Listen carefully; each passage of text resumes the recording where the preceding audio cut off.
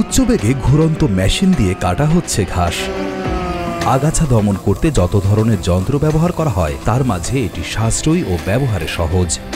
এই যন্ত্রে কোনো ব্লেড নয়, আছে সাধারণ নাইলনের দড়ি। প্রবল গতিতে ঘোরার সময় এই নাইলনের দড়ি হয়ে যায় রেজরের মতো ধারালো। তবে জটিল ও প্রচুর খরচে এক আগাছা দমন পদ্ধতি হল বিদ্যুৎ ও লেজার দিয়ে আগাছা দমন। এই পদ্ধতিতে গাছে দেওয়া হয় 1000 ভোল্টের ইলেকট্রিক শক। কয়েকদিনের মাঝেই এই গাছগুলো শুকিয়ে মারা যায়। মাঝে মাঝে গাছগুলো লেজার রশ্মি দিয়ে পুড়িয়ে দেওয়া হয়। মশা মারতে কামান দাগার মতো মনে হলেও এভাবেই আগাছা দমন করা হয় উন্নত বিশ্বের অনেক দেশে। এই আগাছা ফসলের পানি ও সারে ভাগ বসায়, ফলে ফসল ভালো হয় না।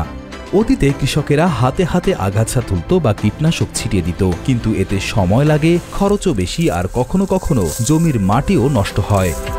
এখন বিজ্ঞানীরা এমন কিছু যন্ত্র বানিয়েছে যেগুলো লেজার রশ্মি বা বিদ্যুতের জোরে আগাছা মেরে ফেলতে পারে। আমাদের ভিডিওগুলো কোটালীপাড়া গোপালগঞ্জ থেকে দেখছেন FM রাসেল, তারিকুল ইসলাম দেখছেন যশোর থেকে, বরিশাল থেকে দেখছেন মোহাম্মদ রিয়াজ হোসেন, মোশাররফ হোসেন দেখছেন আবুধাবি থেকে, নিজামুদ্দিন লিটন দেখছেন আবুধাবি থেকে। আপনি কোথা থেকে দেখছেন তা জানিয়ে দিন কমেন্ট বক্সে। আগাছা এবং ফসলের গাছ আলাদা করে চেনার জন্য কৃত্রিম বুদ্ধিমত্তা এবং মেশিন ভিশন প্রযুক্তি ব্যবহার করা হয়। আন্তর্জাতিক বাজারে এমন একটি মেশিনের দাম প্রায় 20 লাখ টাকা থেকে 1 কোটি টাকা বা তারও বেশি হতে পারে।